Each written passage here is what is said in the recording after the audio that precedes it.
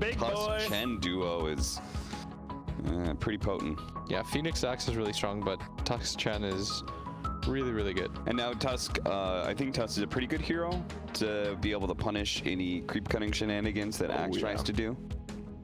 Because tag team like slows them down and does so much damage. 10 seconds. Basic question. I'm not gonna, you know, lie and say it's Twitch chat. Is it only hero and hero controlled units that proc tag team, or do creeps do it? Like the just normal creeps? Do not do it. Okay, Creeps do not do it. Just making sure. But it's still, I think what is sort of OP about Tusk is you can't pull, like you have to fight this guy heads on, and the key is, I think his toolkit, especially against like these heroes that are slower and don't have like natural escape abilities, is really, really good. Yeah. He almost always leads to an instant kill, and like we talk about constantly about like Chen and Tusk, is they cover each other's weak points. Chen has like pushing power and overall team fight with your heal. Tusk has a stun and an initiate, which you really like, and he puts out damage with tag team and all your friends hitting. And BKB piercing. Pretty nice for support. And they just instantly scoop up that A, by the way. Obviously decent versus Chen, but hey, it's nice, right? Axe calls, you throw out your ulti, you're guaranteed to hit someone. Yeah, and you usually are going to pair Chen up with some Timber Saws, Death Prophets, those kind of heroes that will benefit from the extra regeneration. And there's the Pango. Viking GG, I believe they have played this hero in most of their games as well. They've played, I don't want to say they have a small hero pool, but it seems they do have very, very similar heroes in a lot of the games. And they just round out with those strange last picks. This is a really fast, like, dude, this is the fastest draft bar none we've had. No one has used more than 30 seconds of reserve time. Yeah, is there anything wrong with Meepo here? It's okay. I think it's good against a lot of the heroes on the side of VIRTUS.PRO. Maybe you're worried about not having absolute last pick. Yeah. So you're concerned that you could just straight up get lane countered, but it really depends on if he thinks that he can play against like more than half the pool. Because VP still have options. Like they could go Storm Spirit. Okay. Yeah, I think they needed a hero that went fast. Yeah. I really personally like Storm versus Faceless Void and AA. I think that the interaction between Void and Storm is, of course, if he chronos you, you're probably dead. Yeah. But you're still really tanky. Like, you have high armor. You have, like, something like 8 armor at the point that you need to. Plus Bloodstone eventually. Yeah, you have, like, 2,200 HP. Like, if any hero is going to live through that, it might be Storm. You get BKB, which is really good against all these heroes. And your tempo is much faster than Void's. Like, AA can't protect himself against you. One zip pull, he's dead every single time. Yeah, that's the part that I really like about it, is that you have these two very clear backline heroes in Phoenix and Ancient Apparition that you want to get on top of, and now they've got 2 heroes to do so, Pango and Storm Spirit. So I think VP want a really fast mid. I think DK is quite good here. I think that Invoker's not bad here. I was gonna wonder. They've been picking it every game, and it doesn't. I mean, with the Faceless Void, you even think of that as a combo. And I think you pick the AA here so that you don't have to ban the Alk. Okay. You can save a ban and you have a combo. So like, well, Void, or what does AA really lack? Well, he needs an initiate. Like something really easy for him to just like lay all his damage into and protect him. You got Faceless 2 Void now. is perfect, yeah. what's Puck versus Storm like? It's pretty Puck favored. Because I like it against all of those heroes. You do lack damage at some point, but man, look at Viking GG. They came in with a plan. They only used 7 seconds of reserve time this entire draft, by the way. And with the big wombo combo like VP has, the extra life of Wraith King is so value here. DK or Death Prophet is really good. Okay. I think DK is really good because he's really good in lane against Storm, and you always have a way to kill. Like, I think having multiple forms of initiation isn't bad, but I think Death Prophet might be a little bit better, so you have non-ulti, or you have some damage like in Spear Siphon, and you can fight without your ult too. And there's both of them are like transformation heroes, so they're what I really like about them against Wraith King is that second life comes up, like you're using this ability to make yourself unnaturally stronger for a team fight, but there's the cooldown that is usually the problem. Well, that's usually plays pretty well against Wraith King, who has this second life and he's supposed to be able to go do something. But if you're still in that transformation, if you're still having Exorcism Ghost, or you're still in dragon form, then you are still strong. If you feel like you have damage problems, I think SF, like the right click build here, is not bad too. Okay. But I think I might prefer like DK or DP a little bit more. Just to up that pace a little bit. Yeah. And honestly, Cap's suggestion of Puck isn't terrible either. Like there's a lot of mid options that I think VIRTUS.PRO would be really happy about. We'll see. They're using most of theirs, and it will be the DK. Yeah, I think he was my like by far highest priority. It was like DK, DP, and then I think SF was like probably like third. But I think DK, what he really likes in this game is he's good against Storm. He is really tanky, so Wraith King doesn't do anything. And what you really want against a Wraith King is overwhelm him with strength so that his second life doesn't feel as good. Makes sense. So who are you guys taking then? Is it going to be the undefeated VP, or is it going to be the David the versus the Goliath story in Viking GG in this first draft? Yeah, all the reasons that Blitz is talking about TK, it makes it look really good. I was favoring Viking GG before that last pick, and I think I still will. Okay. It's pretty execution heavy though. They have to really get into that back line and kill those supports first. And you, Blitz, are you with that VP after that DK pick? I actually think that Viking really need a lot of farm. And I think lineups that need farm against like Faceless Void, who gets to like set up, is always a little bit obnoxious. Yeah. Wraith King feels good to play against Void, but I think the rest of the heroes I like on VIRTUS.PRO. Okay, it should be a good one. 3-0 VP versus 2-1 Viking.GG. The first draft's underway. What do you guys think? And especially, what does Dakota and BSJ think? Let's go ask.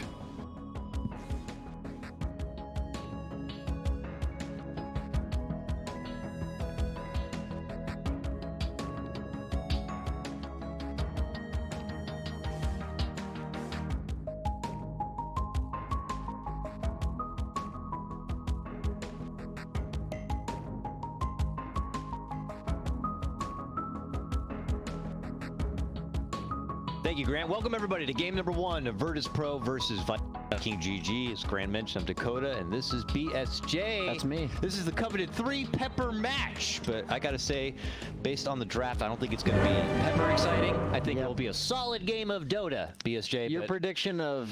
You didn't believe the DK was going to be that last pick. I was predicting peppers. I was saying, let's bring out Skywrath Mage, Faceless Void combo. Skywrath Mage against the Storm is really nice. But, as you can see with the odds, people favoring VIRTUS.PRO, I think that's not too big of a surprise. VIRTUS.PRO look like the, one of the best teams, if not the best team in the league so far. But hey, Viking pulled out a couple of huge wins under their belt. Let's hop into this game, BSJ, and see how it goes. Yeah, what do you think those odds would look like if they had picked Skywrath Mage the last pick?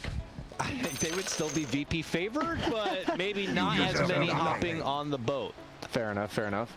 Yeah, Skywrath, unfortunately, has really seen... he's like one of the few who have not been picked maybe at all this league. This league has actually seen a pretty crazy amount of heroes pulled from the pool. I mean, we've had a Techies not long ago.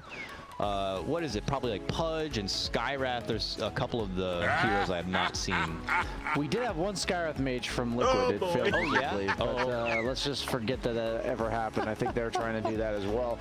But I'm going to be curious to see if this Tusk decides to rotate on this Axe when he starts creep cutting and playing that efficiency game. All these strength offlaners that are usually a little bit too beefy to bring down in the first 5 to 10 minutes of the game.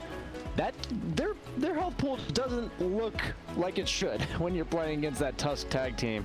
So that's what I'm going to be keeping an eye out as one of the early rotations. And Resolution's been doing a great job of just getting so much early farm, so much early momentum, and taking over the game on these game pace setting offlaners like Axe. He's been doing a really good job with that, so I want to see them shut that down. His Axe, his Pango, I've been seeing him support a lot of these prominent off-lane pickups in this meta and do a fantastic job. The cores of recent who have shifted over to the 3 position have found a pretty good home there. Just have to kind of work out the challenges of the different laning phase. You know, whether they came from the mid lane, it's not as dynamic as the 1v1. You have outside influence coming in with those supports, but the grind of farm is essentially the same, and he knows the objective at hand, and has been around the block to know, you know, what kind of win conditions are necessary to get the job done. Now he's going to be paired with the Phoenix, and we're not, you know, going to be seeing the Tusk at the moment down there, but he's hanging up north to give Solo some trouble instead. And mid lane matchup is the Storm versus DK, so both should be doing well here. yeah, they'll both get their own, but really once the level 6s start coming together, we might see Storm look elsewhere to get in some action, while DK may look to siege forward and put his eyes on the tower instead. Yeah, some games in that last pick you have to go for like a hard lane counter. In other games you just have to round out your game plan. And here they didn't really have any sustained damage on the side of VP. They only had really that initial volley of spells, and they also didn't have any tower push. And DK gives you both of those things. It also gives you a frontliner that you can set up on for the Chronos, for the X call. So even though it may seem like, hey, they have this last pick, why aren't they shutting down the Storm in the mid lane? Those heroes have 8 out of 8 CS, by the way. It is all more about rounding out their game plan, and really important when you're picking this last hero to ask yourself, you know, is our game plan solidified? Do we have all the tools we need later on? And if so, you can begin to prioritize those hard lane counters. But sometimes you just got to take priority here, as VP has shown with this DK last pick. I don't think I've ever seen two heroes have basically perfect CS. Yeah, they're doing great. No one maybe just barely edging ahead, scoring the deny. But yeah, they're definitely putting on a showing. And typically I would see no one play more of those eccentric mid laners who do like the lane advantage and the flashiness, to see him kind of, you know, flex his ability to also pick what's necessary for the game. And a strong-headed DK also should do well for VP here as he leads, you know, further in the CS game. Not really sure where we're going to be seeing the first bit of action. It's bottom Rezo starting to cut the wave as you do on your axe. And we'll have to see if Viking really have any answers for this at all. I'm sure Chen is not looking to get too close. It has to be the Tusk, and it's a matter of when he decides to rotate. And that's what I'm curious about, because if you leave Toby alone, Penguin are not so strong without the Tusk, but those two in tandem we've seen already quite potent. Yeah, for now though, Tusk hanging by the side of Toby to assist him. Would it have been bad just to have straight up Chen go top lane and Tusk go bottom? You know, Chen as a pairing to the off lane and not having easy access to, I guess, the camps up top. He still has camps, you know, down below. Would it have been the worst thing ever to have Chen just come straight top? He's a bit in trouble top lane, by the way. Has to jump back a bit. Does have a salve. He will salve up, but that was a little too close for comfort. He leveled time dilation on ILTW. That's interesting. Doesn't seem like the best lane to punish their spells. Both of their spells are, you know, about 15-second cooldown, so usually they're not going to use 2 volleys of them. This courier, oh my god, it missed uphill. Goodness. It walked into tower range and then the tower missed. I don't think I've ever seen that, because creeps from that resolution was driving game vision of this courier, and then it walked in that slight sliver of tower range. That's funny. He had to pull it back so far because the Chen was chasing it down initially. Then they pulled back top lane. Skirmish yet again. Full cold feet committed here. And he's trying to fight forward on the Tusk. Pops the fairy fire. Doubles back. Oh man, yet to get that first strike, that first blood. But man, these lanes are starting to flirt a bit. Yeah, you can tell how much kill potential there is top within this Viking GG duo, but also, like, you're seeing it because those two cores have the lowest CS out of everyone in the game. Both cores in the top lane at the bottom of the core charts. In terms of charts. Yeah, charts of the cores. No, I get what you're picking If you know up. what I mean. I think I get what you're in there, BSJ. Will Tusk go back to the top lane, though? Or will he assist in dealing with this axe problem bottom? Because Rezo's getting huge. He's 33 CS. Yeah, I wouldn't mind either decision, but just I wouldn't mind if he walks someone. Oh, he's getting recalled bottom. That's really good. Ooh, that's the maximum efficiency play. Yeah, that's really. I forgot that part about Chen in this case. He stole that from my Coddle. But it's fine. Kyle's got plenty going for him now. And with this rotation, we'll see if they can find a setup. Phoenix, though, is already out the other side, so this opportunity may be gone. Rezo, I'm sure, That's a dire ward. Yeah, people And coming by. There's 2 of them there. They see each other. But Rezo's like, I see you too. And he just heads out towards the safety of where his comrades are in the mid lane. Did they not see him plant the ward? Because the Radiant ward had full vision of that area when that Dire ward was planted. So even though he has a sentry on Celery, he has not chosen to de-ward, or he doesn't know about it. This is really awkward. I guess space for Wraith King bottom. He's all by himself while this is going on. They are effectively shutting down the Axe, but the beneficiary of this is ILTW. Yeah, as you're seeing him just get bullied now. Take the long corner out. Just snipe a creep there, but yeah, it's definitely getting a little awkward in these side lanes. Some of the rotations from these supports. Pangolier's a hero you don't worry about him after he gets level 4 or 5. You can kind of just leave him to his own devices. Once he gets 6, he'll be impactful. He does feed the courier. Quite generous of him coming out from Toby there. Real nice. We've seen a lot of teams just kind of ditch their Pangolier once he hits level 4, so prioritizing the other lanes, especially when you have this Axe snowball with the CS. He's already level 5 It's mid lane, sets up the shards. Decent damage. Storm's got that level 6. AA's here, but you know, what can he really do to save the DK? Not a whole lot. So your first blood finally comes out at about 6.5 minutes in. The second blood soon to follow. It's Toby going down. He'll join his courier in the fountain. I think he just got sniped by Zayak there. I don't think there was any fancy gank. He just knew he was low because Toby's been sitting there with that small health pool, no salve or anything, and he just gets him on the Phoenix. Little nice pickup there. Gonna stack some camps. This is the benefit of Dire. If you are a Dire supporting your pubs, for the love of God, please stack these camps. I've seen it every single game. What if I told you supports that you get a piece? You get 35%. You get a piece of that. There's a tax. There's a support tax that they put in. Rezo and all the other offlaners will love you. They've already reported you for not being in lane with them. And now some neutralizing around Torment Shield. That's a nice item for Axe. It is. They'll pocket that one, I'm sure. And then the Jelly and an Iron Talon for the other Zayak even side. got a full level off that. And he gets to take the offlaner's lane because of it. What a crazy concept coming out from life is just so great now. Yeah, if you make it great, you know, it's all what you make it. You have to make lemonade out of lemons. I've seen the side where as a support you make all the stacks and you can't get the core over there to farm it. Hey, look at all the money over there. Don't you want that? At that point, that's when you just move on. You know, you accept that you did your job. You can feel good that it's not your fault. Yeah, I'm speaking for some of you supports out there that do your jobs, but sometimes the cores don't pick it up. Whatever the case may be, the cores in this game in VIRTUS.PRO picking it up a lot. Rezo completes the phase boots. He's going straight for the Blink Dagger. He's got momentum. He wants to dish out. Yeah, he's rich. He also triple stacked this other big camp, so he's gotten an influx of like 1,200 gold in a matter of 2 minutes, which is just huge. This could be a problem.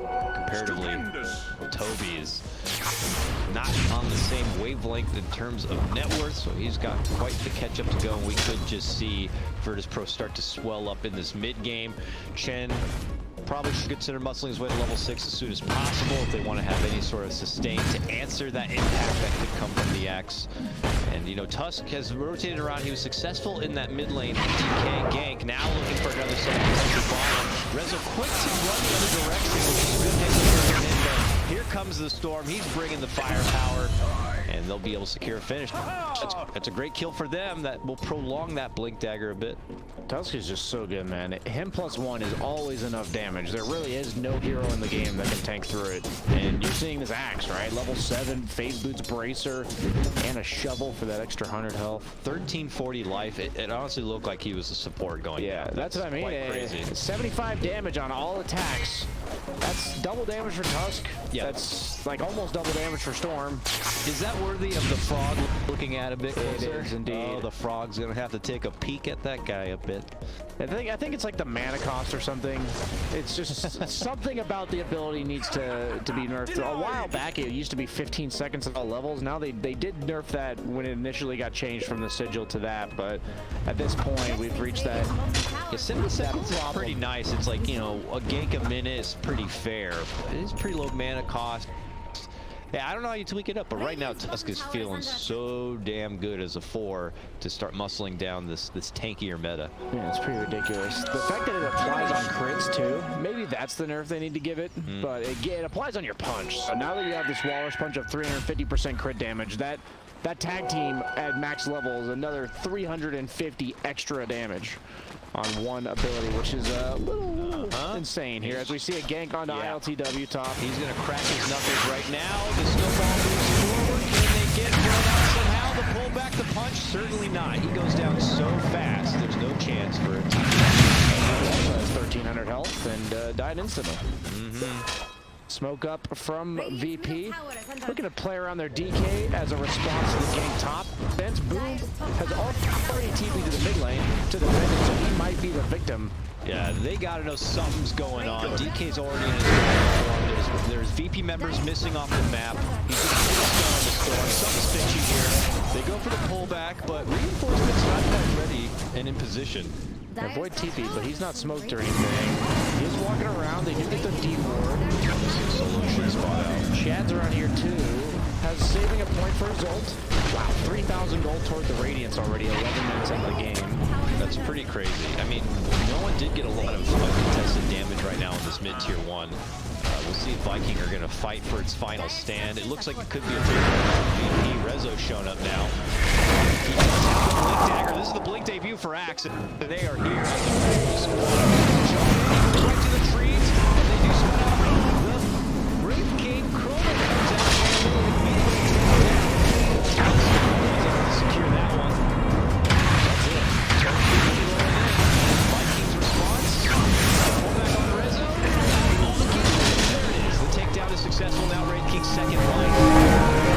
Storm Spirit running a bit low on mana. Dished out some damage from the outside now. No. And he has no Dragon Form. It's with the stun. Damage reversed already. It's a bit awkward for him. LTW going for another Midas. We saw this the other day. Faces Void usually goes for this Mask of Madness or Maelstrom build, and I don't think I've ever seen any other player go Midas on really any hero. So definitely ILTW with his own interpretation of the fact that Void needs to be able to get a good amount of farm when his Chrono's on cooldown, and he goes for this Midas Diffusal Manta. So it's like this initial farm damage item with the attack speed into the more active low cooldown, working around that 160-second Chronosphere that really dissuaded teams from picking Void because of the fact that the games are just so fast-paced right now. Yeah, and I gotta say that whole mid lane movement there from VIRTUS.PRO was quite a bit of a letdown. They didn't even finish off the tier 1. He does get a secondary here on the Chen. No dunk though. It was pretty sloppy is what it felt like. They were TPing in one by one. They had two heroes smoked, but the smoked heroes were a Phoenix and an AA. That's like, you don't have your Chrono or your Blink Axe in that. Every time you smoke, I think there's usually a recipe within your roster of heroes to which one should be in the smoke. And I think Phoenix AA are definitely not the ones that should be smoked up on the side of VP. So I'm sure they'll learn their lesson from that one as they look to collapse on this mid tower once again with the Axe and the Phoenix. No smoke, but there are no wards because they got that D ward. Looks like he's well aware of this on Artemis. Hopefully they get this done swiftly.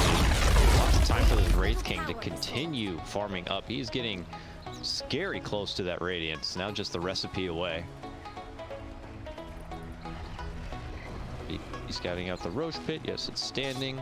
Yeah, with that mid-tier 1 going down, I'm curious what's next on the docket for them. If it's heading south and trying to take away a bit of the farm from the Viking jungle side or not. Looks like they are going to head that way.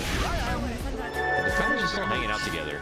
DD on no one. Has the Blink Dagger queued up, so another source of initiation for them. He's probably going to go the Blink Dagger BKB build. He will be quite tanky. Storm Spirit's damage is almost all magical. Wraith King in the mid game is a lot of magical damage, especially not enough to chew through that 24 armor before the armlet's activated. And even House Tag Team doesn't do damage through the BKB. As we see Celery potentially getting going on here. Walks up the high ground. Whoa! Oh, who sees who here? Oh, they have a Radiant Ward. That's what it is on this high ground. BP is almost certainly going to be aware of that. Backliners of VG here, certainly the Chen. But VIRTUS.PRO exiting out the side door. Tusk spots a lonely AA, and they quickly evaporate him. Stun on the Tusk from no one here.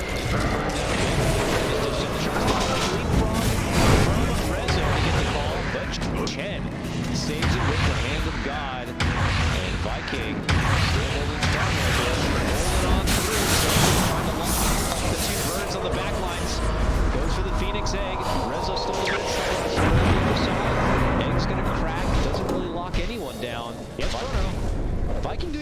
spacing themselves from Virtus.PRO, and it looks like they're on the aggressive here. And as you mentioned, Faces Void, he's trucking forward. He's like, I got a chrono, but Farming in the meanwhile. yeah, this is not great for Virtus.PRO. They're not really getting a lot of blood, and his Majesty's trying elsewhere. Now they spawn out Sylvie. They're looking to burn him down. Catch onto Rezo, looking to go for the finish. Rezo, very low, salves up, walks around, not able to catch the shard to cancel it out. He's going for the bounty instead. And it looks like they will get the finish. Man, Rezo can't catch a break with these dunks. That's for sure. And that doesn't feel great as an axe. You want to get those dunks going, but for now, even 5-5. But yet again, His Majesty continues to farm BSJ. And His Majesty is going for the Assault Cuirass after the Radiance. I don't know how I feel about that. Okay, I was about to say, he does probably need BKB this game. He has so much magical damage, so much crap to throw on the ground, even when he comes out of his reincarnation. Yeah. That, can't imagine, even if he takes a while to die because they don't want to focus him, I can't imagine he's going to be able to dish out that much damage because of the AoE skills from the Phoenix and the AA. All the stuns on low cooldown from DK. Yeah, they have Axe Call, but even then, and Chrono, I think you still need a BKB. He has the Imp Claw in his stash. Not as much value on a hero with innate crit, but 24 damage is always nice. They just pinged him out. I think they know he has that Radiance. Spot off the burn on that last wave. BP are heading back up north through their jungle to get some wards and a bit of vision down. But it looks like Viking could also head this direction. They have a pretty nice Roche-capable lineup if they can create space around that pit. Viking could try to move. Yeah, this Diffusal Blade after the Midas is a bit odd just because you want to hit that timing that you can punish the Wraith King, and you're having the Diffusal Blade at the exact same time he got the Radiance. So he doesn't particularly mind fighting you at this stage, and I don't know, it's just weird. I think you would have wanted to hit that window before the Radiance comes out. Let's see how it plays out for him. Because both teams seem content to do nothing right now. Only 5-5 on the kill score, 18 minutes in. We've seen this kill score in these games. Yeah, definitely one of our slower games so far. Both teams kind of respecting that their lineups take a little extra nourishment, we'll say, to really come online and get the fireworks going. Certainly Wraith King is happy to play with the clock, but as the game continues to go on, I mean, it seems like it favors Viking. VIRTUS.PRO, our experienced team, certainly have experience in the later innings of Dota, especially in high tense matches. All right, Viking on the move. Inside the pit. Yes, it is. Try to snag one. Pangolier disarm plus the minus armor from that is all. Yeah, it is very fast. It is quick. No chance at all. They can take it out, but look in that direction, they will see the message on the screen, and now it is going to be boom, picking up that extra life. Yeah, the solid stalemate, I think, has to do with the fact that VP has these big ultimates, and they're concerned about the group of potential of Viking GG, that if they were to expend Chrono as well as the Egg, maybe Viking could just barrel down a lane.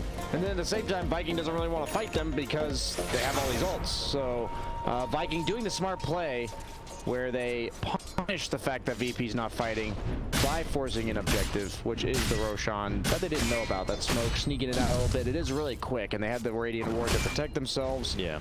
Just a there's usually method to the lack of madness, I think we would see here.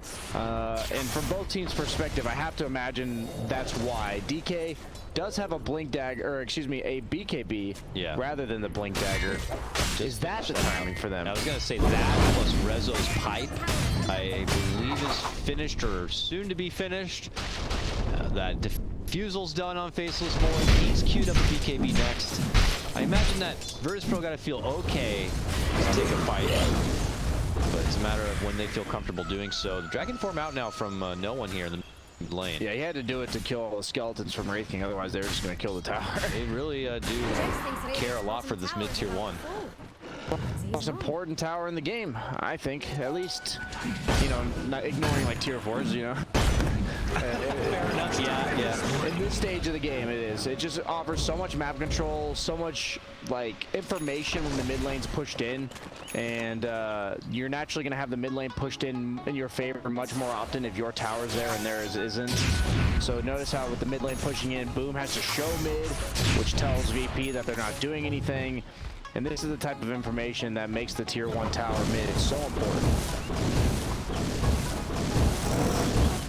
And no one will take the rest of his Dragon Farm to that bottom lane. The rest of VIRTUS.PRO have rotated their cycle of farm back up onto their side of the map.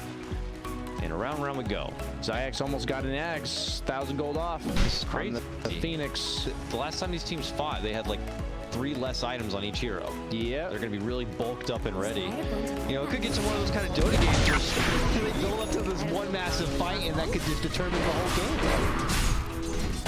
Becoming more and more likely the longer we go on these stalemates. Yeah. 3 peppers? What? 3 peppers? It's just game number 1. This is like a single slice of a jalapeno pepper, you know? The step. Yeah. Comes out from GG. They look for a grab onto Ice Blast will be there. A little follow-up from VP? I don't think so. That, my friends, is why Axe is not supposed to show in lanes. As we see, VP getting caught a bit, I think, lazy almost, where they're going to try to do something eventually on the side of Viking GG with this Aegis. I think... on the side. He's forced to just go full Dragon Saiyan mode. BKB and Dragon Form coming out. Yeah.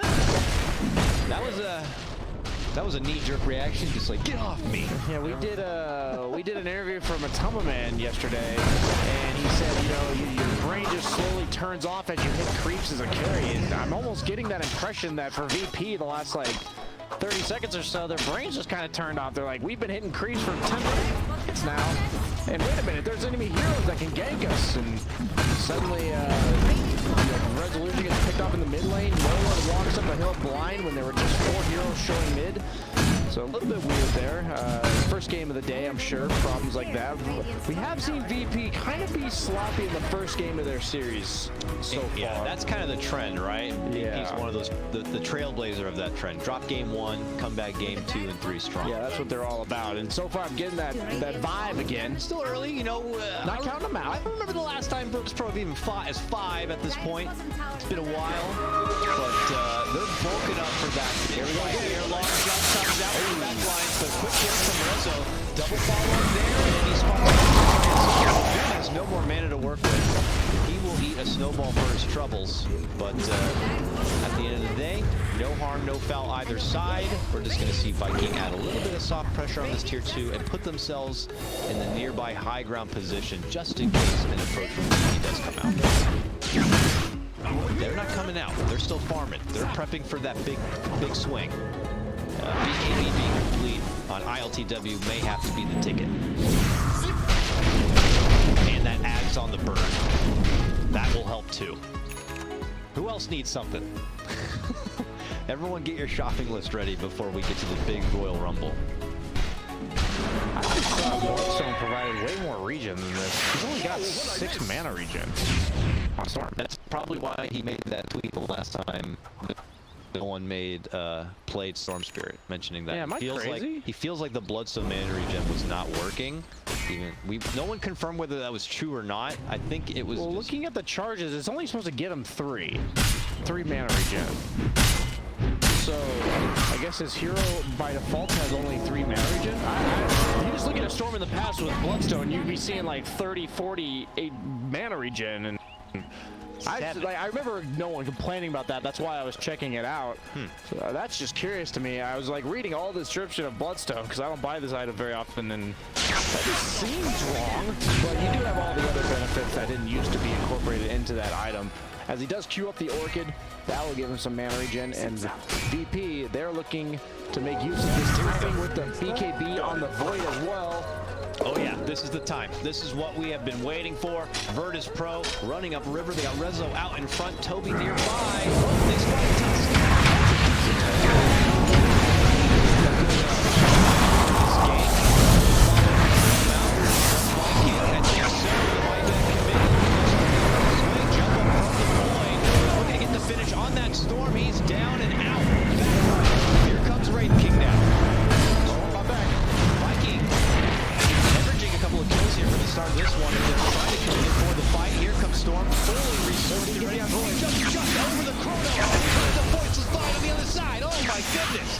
He's going for more.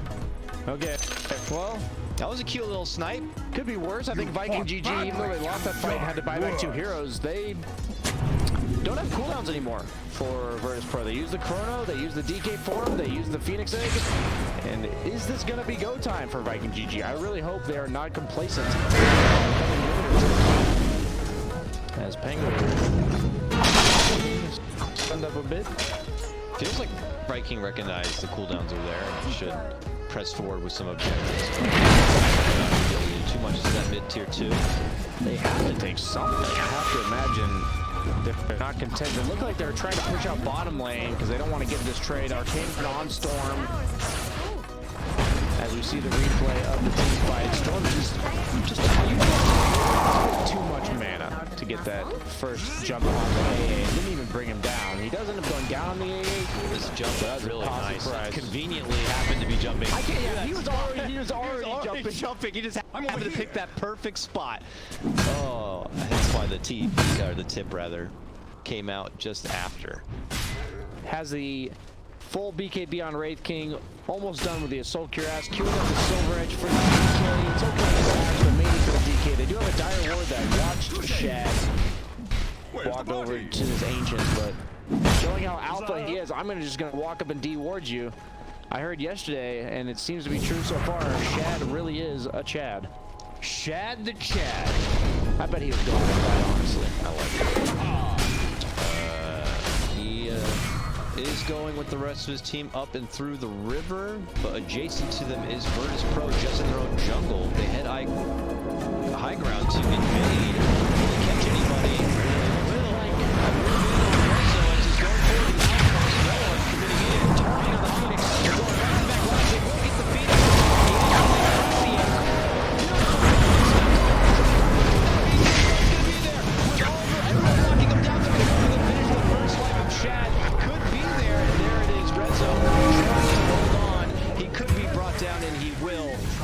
Second life of Wraith King. Do VIRTUS.PRO have enough ammunition to deal with them? They'll settle for the channel. That was so sick. The Storm was in mid windup for his last attack, and no one. Storm is the only hero not hit by call, and no one stuns him on DK. That was honestly just such good awareness on the side of BP. I like the fact that Viking GG tried to blitz down the Phoenix, but just didn't quite have enough lockdown to finish it before that area. You see that they all go to the back lines, ignoring the axe, or excuse me, DK and the axe. But you're gonna see this 3-man call from Rezo. Storm comes in to hit the egg, gets stunned by no one immediately. Yeah. That was just really well played. They had it. No Capital had said in this draft is very execution heavy with BP pressing all the right buttons there. Wonderful positioning for them as they go for the Roach. Look at Toby though. Get out of my way. Shoves them back. Is he just dead after he comes out of this? I don't know. Chasing all out. Okay, now VP head back in to look to go for the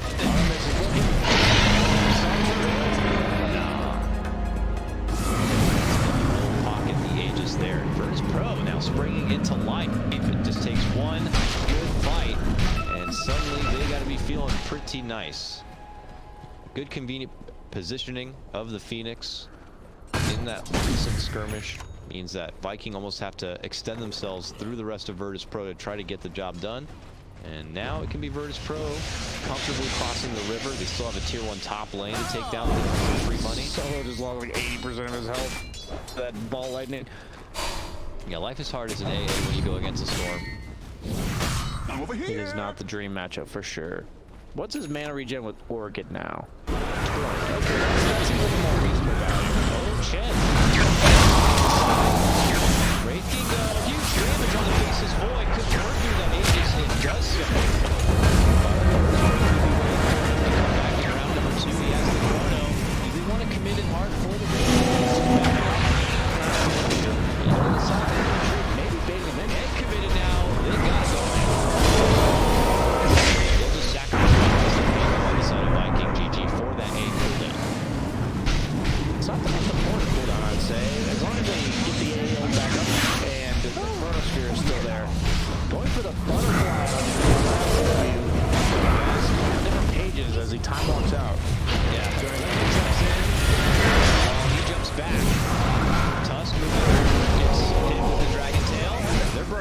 and he's done for. Follow up on the Shad. They were definitely caught off guard by VIRTUS approach there. Before you beat BKB. Yep. They have the start from Certainly put no buyback off, and yeah, without a buyback, His Majesty will have to take a knee for nearly a minute. the era of his reign may be over. Dakota. They're actually not going for high ground. They don't know he doesn't have buyback. He would have a second life if he were to buy back. So they're instead electing to farm, pick up some bounty runes, top and bottom. Oh my goodness. VIRTUS.PRO's net worth is about to like quintuple. Yeah. All the bounties, mid-tier 2, they have a top tier 1 they can still go for, and tier 2s all over the place. I don't think they seem to care about Oh my tier gosh, 1. they went from like 1-2K advantage to 8K. Yeah. That's insane. They went from Twitch chat's average MMR to the Reddit average MMR. Exactly. To this man. Yeah. Okay, nice one one, dodge. but as you mentioned, no one with the uke goes to the house. Nice. Oh, and the Paladin sword on ILTW, that's so valuable because he's elected to skip all these lifesteal items. They don't even have a glance. Such a fortunate neutral item drop for him. As he I don't know. It feels almost desperate for Viking to try to scrap together some kills with this. But VP are feeling swole. They back off and they say, we will dictate when we want to fight. Boom has other plans though. Spots out a little solo. The easy little ice cube is going to be tossed in the Boom drink, and now he goes for the outpost. Yeah, VIRTUS.PRO, they got to know that they are in a big economy advantage, and we'll just wait until they're ready to fight. Yeah, the quickening charm on Phoenix is quite nice. That egg is now only 95 seconds cooldown, so even better for them. And their long cooldown is really their only crutch in this entire lineup. And once they have those ultimates, I really don't know how. Jump call from Rezo.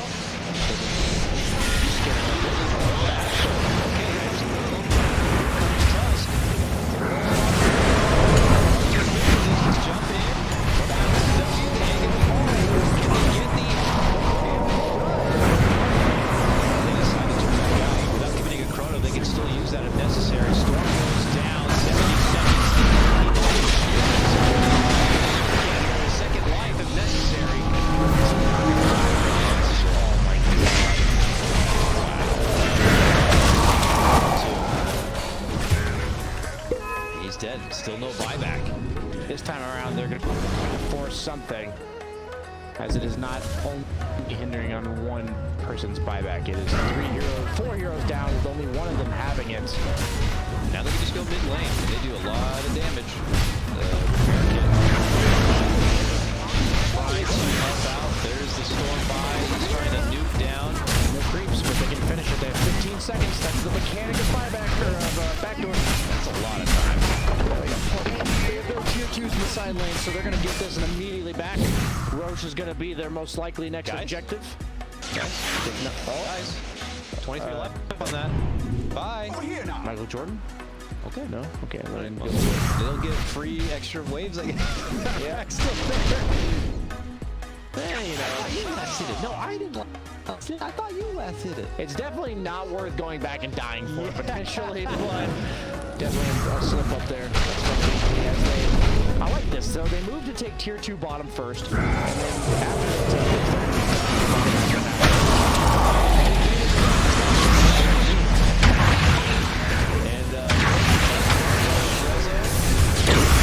they're rolling in. There's that two of each. Should be successful. Pango right in the midst of it, and they'll just call game. They know they have no answer. VIRTUS.PRO have just gotten too big and too jacked. They are the champs of this game, and they will take game number 1, 22-10.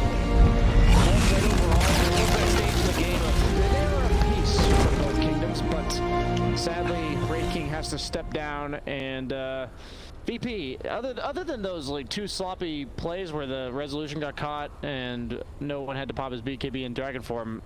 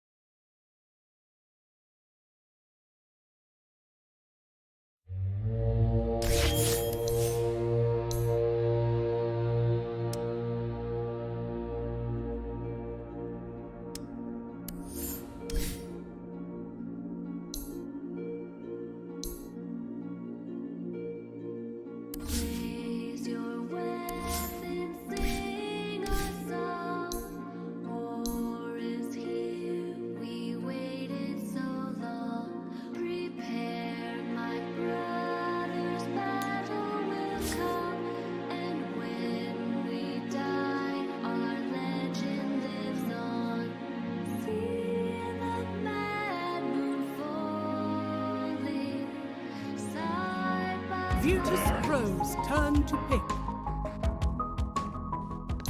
So like your one real utility value is that. Ooh.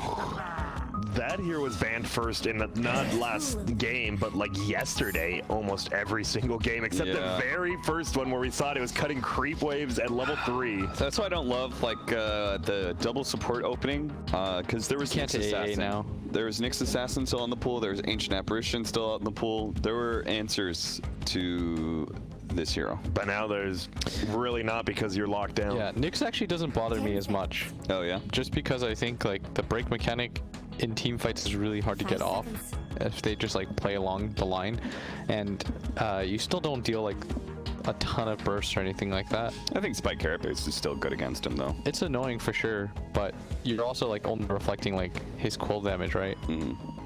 That part doesn't bother him too much.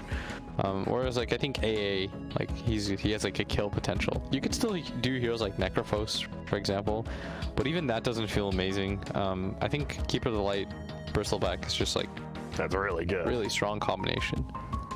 We'll see, they ban out the Viper themselves. No one to get the sticky icky man. It's Dire's turn to pick. And there goes the Death Prophet. Didn't even see it last game, and all right, they just picked that DK. So it looks like they've got something in mind here. They want to get that early push, very similar to last game, even if they're like, just mounting up. Yeah. Kind of like to see VIRTUS.PRO pick an initiator now. I think Centaur wouldn't be bad. Tusk would be good for them too, but they go Pango.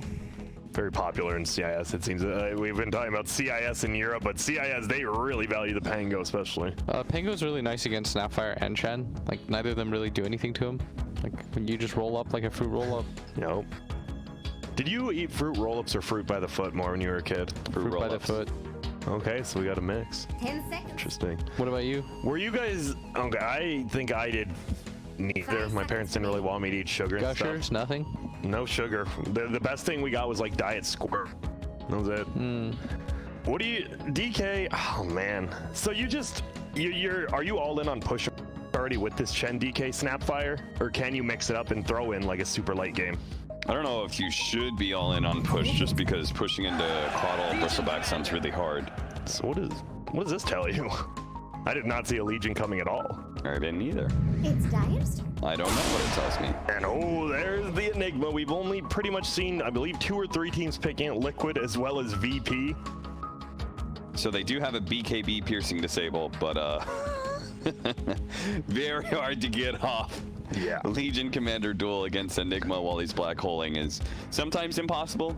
If he puts it really far forward and you do blink behind him, you can get it 10 off. seconds. Okay. What if he puts it like right on himself? But if he puts it on himself, then His yeah. hands have to be really stretch arms. You know what you do then, Grant? What? You buy an ether lens. My God. Didn't someone do, wasn't that Envy? counter. Didn't Envy actually do that, I believe, in a I game don't know, versus but Enigma? I sounds believe he like did, and it was a 1 position LC. Don't do that. Please, Viking GG, do not do that. Keen optic, The keen optic aether lens. The range duel. I'll God. do you from here. Just duel me now, Grant. This Enigma pick, though, they snapped it pretty quickly after they saw the LC. Why? Is it just going to be too hard to punish? Can they not really get this Enigma in the jungle? I think it puts, like, Enigma loves to play into heroes that have to, like, naturally push into him, but don't just, like, straight up end the game. That's what they picked against, what was it, Cyber Legacy 2, when I they believe tried to so, do yes. that, like, weird push. So, yeah, I mean, I think this is a pretty good hero. Pace of game isn't, like, excellent or anything like that, but if you take enough towers early on, like, you can support your income.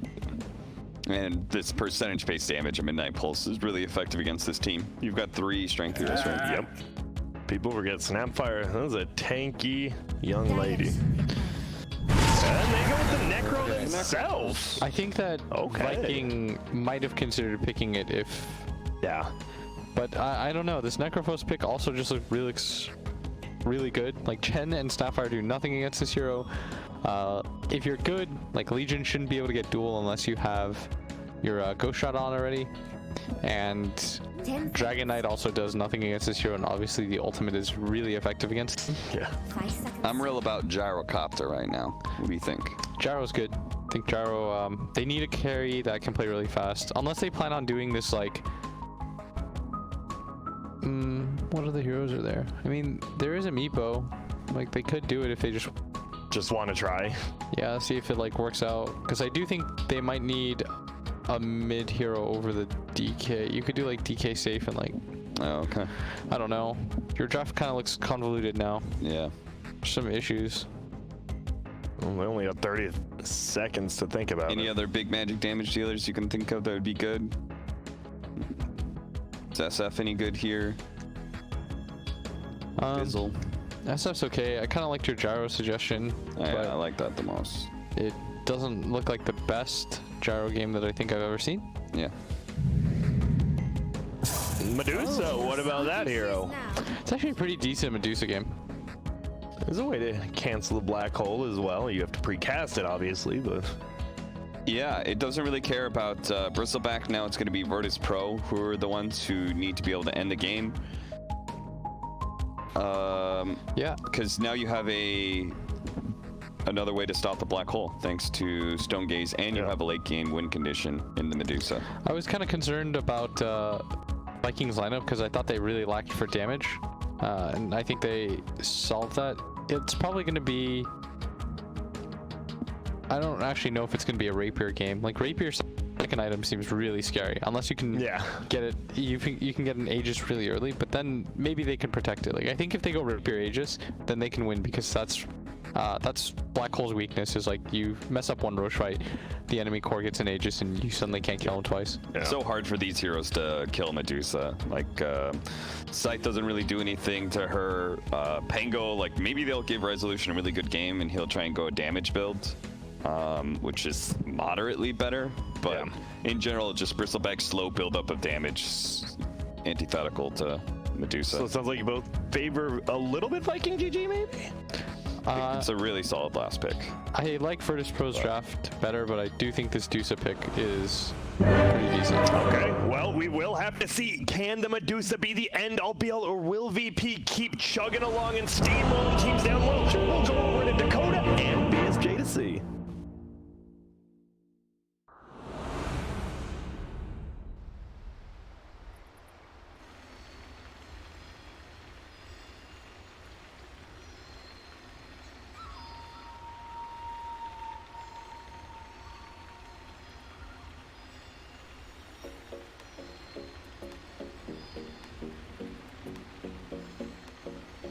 Thank you, Grant. Hi, everybody out there. Hi, chat. Hi, viewers. Very good, BSJ. Say hello. Now we're getting ready for game number 2. It is paused right now. VIRTUS.PRO versus Viking GG. BSJ, the win conditions and priorities seem to have shifted a bit in this one based on draft. It looks like VIRTUS.PRO are going to go for the more fast-paced lineup, and the odds say VIRTUS.PRO are still going to be favored here. But on the side of the Viking GG, they have something a little more clear-cut as far as what they want to get done. It seems a bit more slower paced. Yeah, this is what I was looking for out of them coming in game 2 for Viking GG. The other day when they beat OG, they had the Alchemist, right? They had the hero that was content doing nothing as it hit creeps. And in the first game, it seemed a bit out of the comfort zone for Viking GG to try to force the issue when VP was the ones content farming. And in this game, with that last pick, Medusa, they have definitely shifted that dynamic. When there's a Enigma in the game, that's usually not the case. Usually Enigma wants to go to the ultra late game, but I don't think that's going to work for them on the side of VP. But they have a ton of lane shovers. Bristleback becomes an innate lane shover once he gets like level 5+. Necro's one of the best lane shovers in the entire game. What I mean by lane shovers is if that hero exists in that lane, it's going to get pushed. If you put Bristleback 1v1 against any hero in any lane, it's going to get pushed. You put Necrophos against any hero 1v1, it's going to get pushed. So what I'm saying is there's going to be a potential pressure coming out on multiple parts of the map. That Helm of the Dom, Enigma, I'm going to be really looking for like 3 or 4 points of pressure, like one in the jungle pressuring Medusa, and then 3 separate lanes at once coming out from VP, because they have the ability from Pango and then just immense amounts of lane pressure. So that's the name of the game for me, and if they can make it late enough, I think Viking GG will take it. But there's a chance I think Medusa is going to be like number 1 or 2 net worth, and then the other 3 top heroes are going to be on the side of VP, and I don't necessarily know if that's a winning recipe for Viking GG. On that note of Medusa, Blitz was mentioning how this might be a pretty good rapier game, possibly sooner. What do you think about that?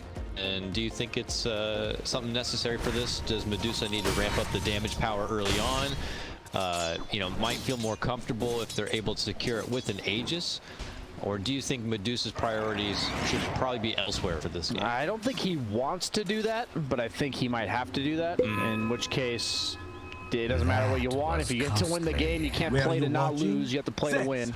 And like I said, I think there's going to be a high chance it's him at the top of the net worths, and DK and Legion are going to be hurting. This bottom lane is getting frisky fast. This Coddle Bristle is just brutal to deal with.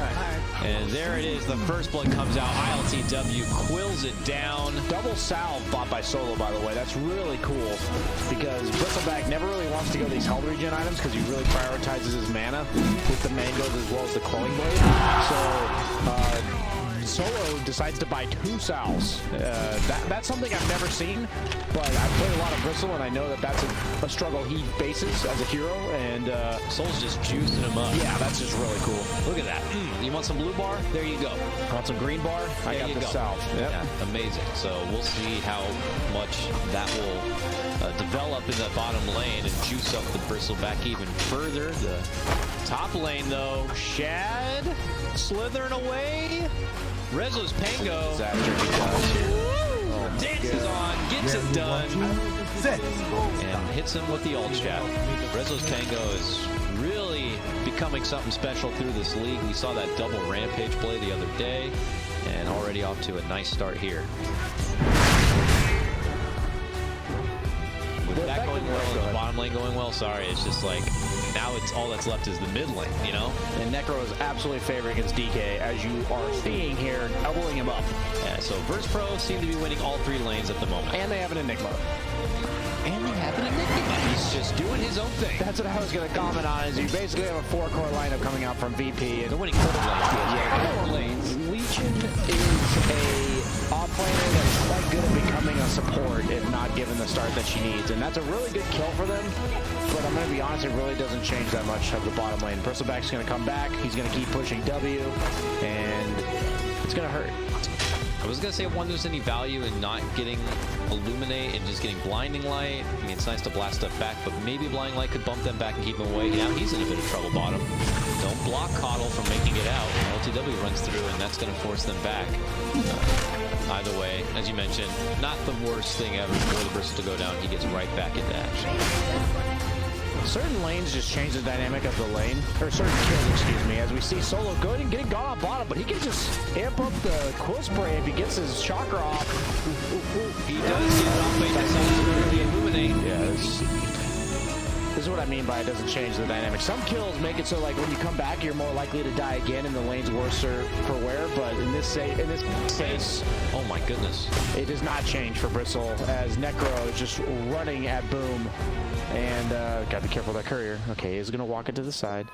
Effectively zoning the DK though. One of the few heroes that possesses the tools to harass a DK significantly enough to bully him out of lane through that passive regen. Even going for that extra efficiency on Necro, he's pulling it into the medium camp. Hollow goes down. Once again though, Bristleback already higher than both of these heroes in level. And those level 2 close sprays are gonna start hurting. I'm not trying to be too gloomy for Viking, but this is the recipe that VP was going for with all of these just walk at you heroes. That's all they have. They don't have any stuns really other than the Pango and obviously the big ultimates eventually, but in the laning stage they're just gonna walk at you, and that's what's being done so far. Pangolier is level 5 while Medusa is level 3. Top of the CS charts, all 3 belong to VP. One of those is a 4th position. That's Zayach, who's just still content, farming up as an Enigma. No threat in the world.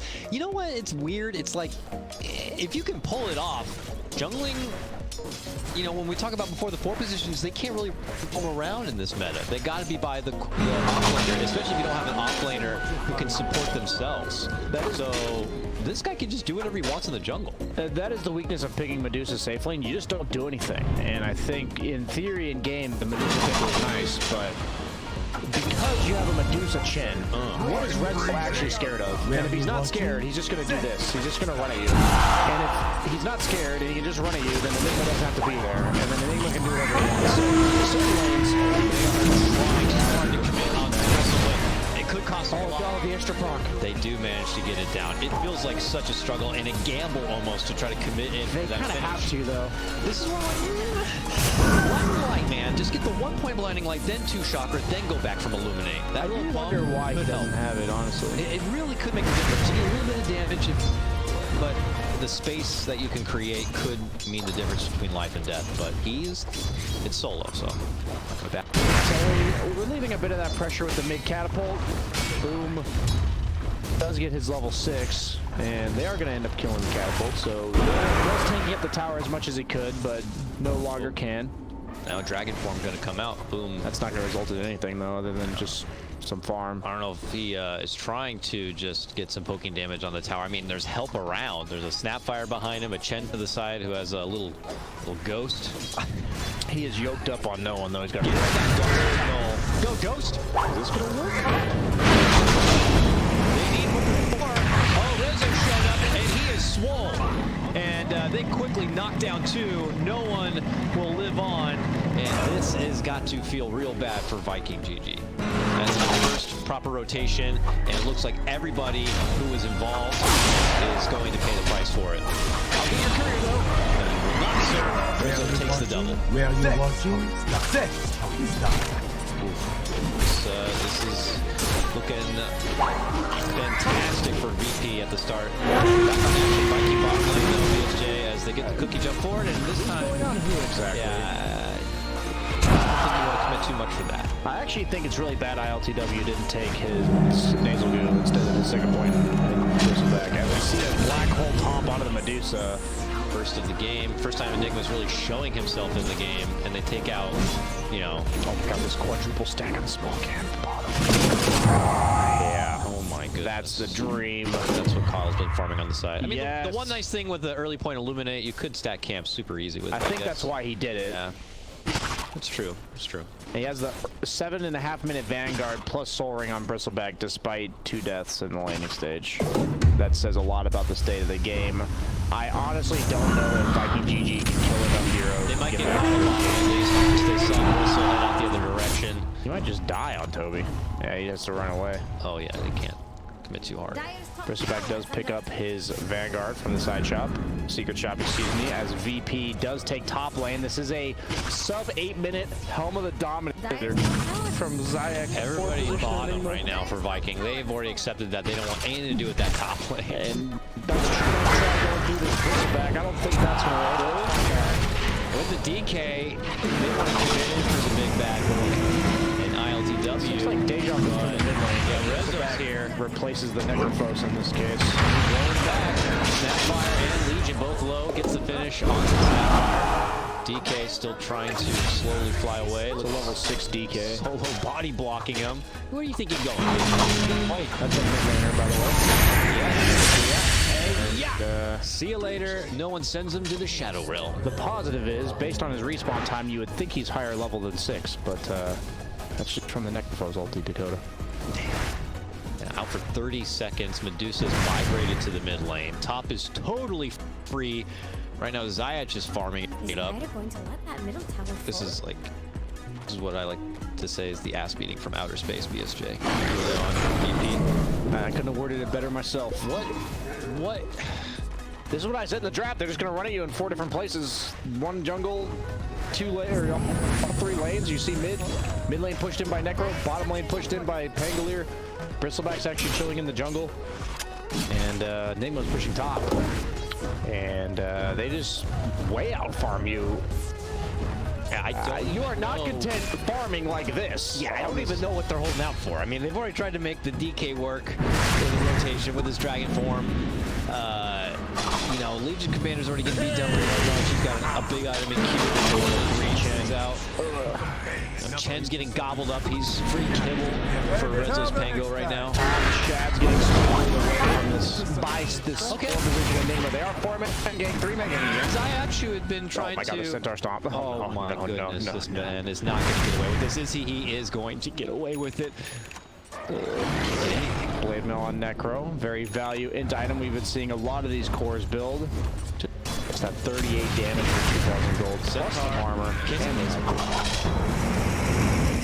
Medusa able to make it out just in time, but Snapfire not going to be as fortunate. And now Rezo on a monster kill streak. I mean, that's the nice thing for Viking is if they can get some kills, they'll get a good bounty for some of them.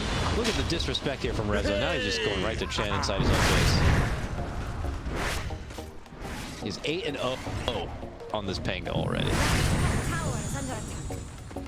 I think the problem with this draft was that when you see an opening from both, like anytime teams go for this like dual combo opening, there's always strengths and there's always weaknesses. Coddle and Bristleback, what that says to me is the opponent's gonna shove our lanes real hard. And you pick Legion, who doesn't shove lanes very well, and you pick DK, who doesn't shove lanes very well.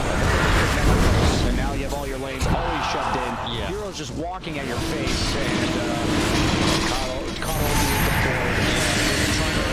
Back to the Shadow Realm you go, sir.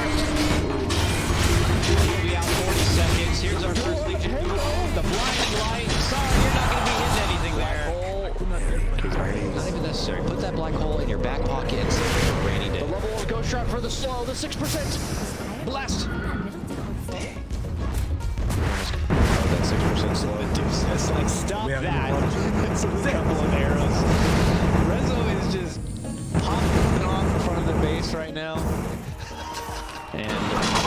LTWs in absolute chill mode.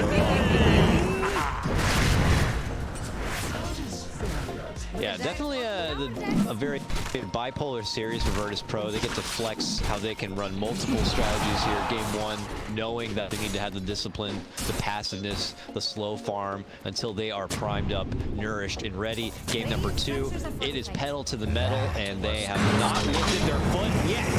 Look at Shen, like maybe I'll go out and get a ward down. Yeah, right.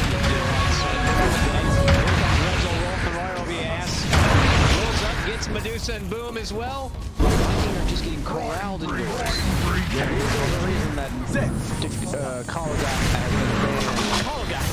Keeper of the Light has been banned every single game. He is in no time right now, corralling the Tigers in their cage. Here's the black hole, the pullback DK. He's done. They get Snapfire too. They gotta call it ENG at 13 minutes. VIRTUS.PRO on one of the biggest clinics I think we've seen in this league. In game number 2, this first series is over. 19-3.